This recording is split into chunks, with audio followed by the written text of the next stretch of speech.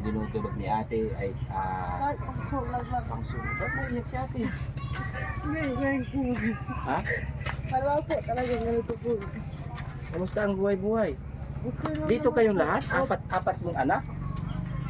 Opo. Kasi tapos yung asawa ko doon sa loob. Kasi pag umulan po, tumutulog po doon sa loob. At dito na lang po kami mga anak ko. Mga kuryente. Opo, wala po yung mga panel po nandun lahat po sa taas. Kaya kahirap ang buhay, te. Pero ba, hirap ng buhay na. Pwede pumasok, te. Dito. Ayun, nagluluto si ate, oh. Ang kusina mo to. Opo, alis yung po yung ano namin, space po. Kasi nakikita naman po lang naman kami dito. Hindi po namin ano po. Yung may-ari po nito, ito lang, kahit maliit na lang yung kinaano niya. Saan yung mga anak mo, te?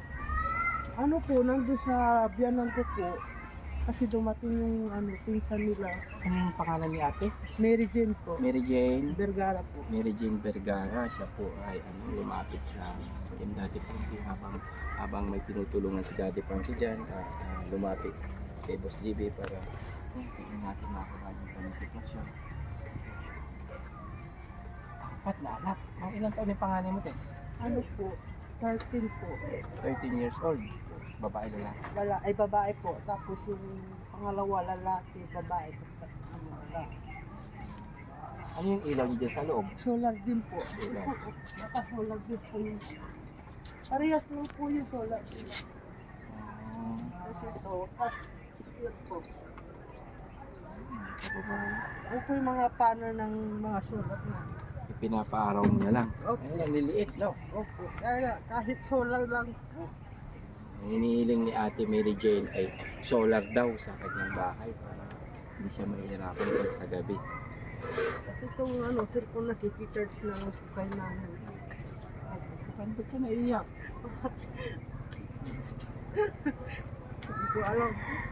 Talagang naano pag hihingi ako ng ganito. Huwag kang umiyak kasi ito yung gawain namin, te. Ang gawain ng Team Daddy Frankie ay mangumusta sa inyong mga kababayan natin na katulad mo. Tutulong sa amin ng aming mga kaya. Kaya namin kasi sa amin na. Yun lang po. Hinihingi ko lang naman po yung solar. Bukod sa ano, te, ba't ka naiyak? Gaano kahirap ang buhay? Gaano kahirap yung dinadala mo yung problema mo yun sa pinsabi?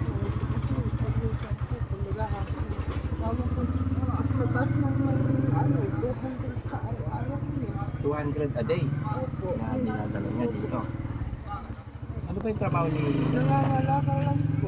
Nangangalakal daw mga kababayan ng kanyang Bihirap po asawa. po ng puunan niya. Nangihiram ng puhunan para makabili ng mga buti-buti, no? Laban lang ito, no? Opo. Tapos ako, nagtatanim-tanim ng gulay para kahit walang pambiling ulam, may gulay na po. Gaya niya, no? Nagtanim siya ng kamuting, ano, no? Andyan po, pizza, mga talong po. Gaya niya, no? May mga... Kasi naman po mabait yung may-ari ng lupa, pinatira po kami dito.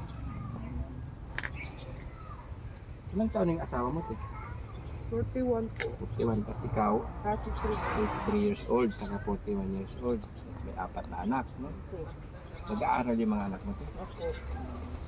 Doon lang si tatay kumukuha ng ano, ng pang araw-araw Minsan ninyo. po, sinasamahan ko siya.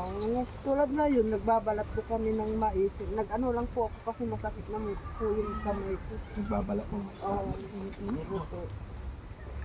Nagpahinga po kami ngayong dalawa kasi masakit ng mga kamay namin.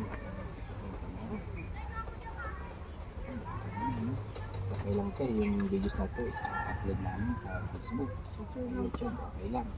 Mga kababayan, tulungan natin si Ate Mary Jane dahil lumapit sa amin na naawa ako mga kababayan dahil lumapit doon tapos naiiyak na siya.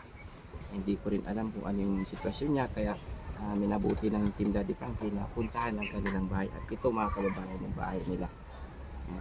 Hirap talaga ng buhay kaya naawa ako kaya nilapitan ko si Ate Mary Jane. Ate Mary Jane, hindi ko na po pahabain ang videos na to.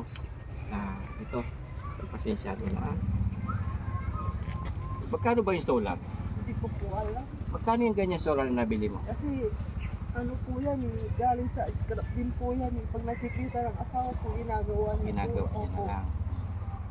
Sige, ito. Pati Kasi nga radyo namin solar po. Nakapoint sa solar. bibigyan kita ng 2,000 ti pasensya mo na. Salamat po. Okay na yan, pambili ng solar. Siyempre, mayroon mga solar na tagsi 700, no? Yun na lang, medyo malaki-laki na yun. Kasi yung pambili ka ng bigas, ha? Pagpasensya mo na yan, ha? Okay lang. Ano umiyak? Salamat po. Ano masasabi mo ngayon, nakatanggap ka? Naasahan mo ba, ate, na makatanggap ka ngayon ng 2,000? Hindi po. Ano, nakangiti na si ate. Ito yung kanina na lumapit siya na naiiyak, ngayon nakangiti na. Basta labanan mo lang, te, yung problema, yung hamon ng buhay. Laban lang. Kamtan mo rin yan. Ha? Huwag tayo mawala ng pag-asa na manalangin sa Panginoon sa araw-araw. Pag-pray natin yung mga hiling natin sa buhay. Laban, diretso lang. No? Salamat po. Yan, mga kababayan, maraming salamat. Isa na namang kababayan natin natulungan natin kahit sa maliit na kaparaanan. Yung lungkot ni ate ay naibsan ng konti sa pamagitan ng maliit na tulong ng isa sa Team Daddy Frankie and Boss TV Vlogs po. Thank you so much. Papasalamat ng marami at walang hanggang pasasalamat sa inyong walang sawang pagsuporta sa Team Daddy Frankie. Thank you so much. Lalong-lalo na sa ating mga OFW na walang sawang pagsuporta sa Team Daddy Frankie. Thank you. Maraming salamat po. Bye-bye and God bless.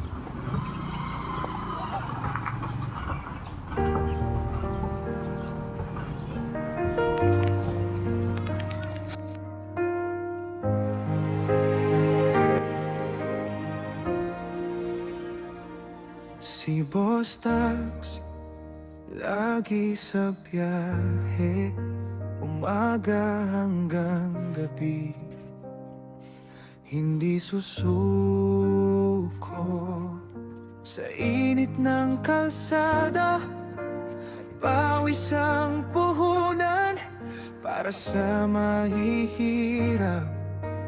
Puso ang sandalan, kasangga si Daddy Frankie sa laban. Magkabilang kamay, puro tulong, di yabang.